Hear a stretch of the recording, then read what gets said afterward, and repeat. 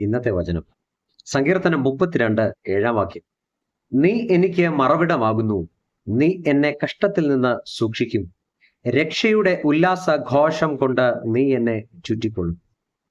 ഇന്നലെ കണ്ട ഏറ്റുപറച്ചിലിന്റെ തുടർച്ചയാണ് ഈ വചനം. പാപം ഏറ്റുപറയുമ്പോൾ നമുക്ക് കിട്ടുന്നത് ശിക്ഷാവിധിയല്ല, ശിക്ഷയല്ല, ഒരു മറവിടമാണ്. എന്നെന്നും നിലനിൽക്കുന്ന ഒരു മറവിടം.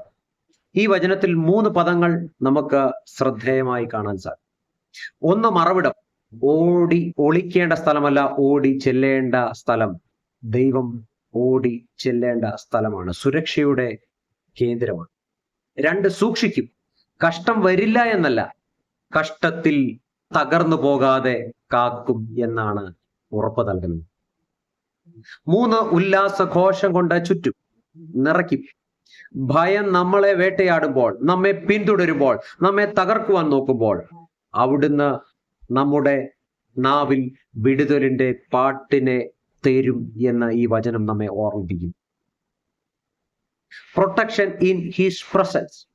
പ്രശ്നങ്ങളിൽ നിന്ന് ഓടി ഒളിക്കേണ്ട, സാന്നിധ്യത്തിലേക്ക് ഓടി ചെല്ലാം. അവിടെയാണ് ശരിയായ സേഫ്റ്റി.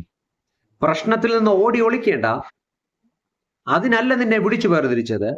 ഭീരുത്വത്തിന്റെ ആത്മാവിനെ അല്ല ഒരു ദൈവ പൈതലിന്റെ ഉള്ളിൽ നൽകപ്പെട്ടിരിക്കുന്നത്, ധൈര്യത്തിന്റെയും സുബോധത്തിന്റെയും ആത്മാവിനെ. സാന്നിധ്യത്തിലേക്ക് ഓടിച്ചെല്ലാം. 1 മണിക്കൂറോ 1 സെക്കൻഡോ അല്ലെങ്കിൽ ഒരു ഞായറാഴ്ചയോ മാത്രമല്ല, ഓരോ നിമിഷവും ആ സാന്നിധ്യത്തിൽ നമുക്കായിരിക്കാം. അവിടെയാണ് യഥാർത്ഥമായ സേഫ്റ്റി.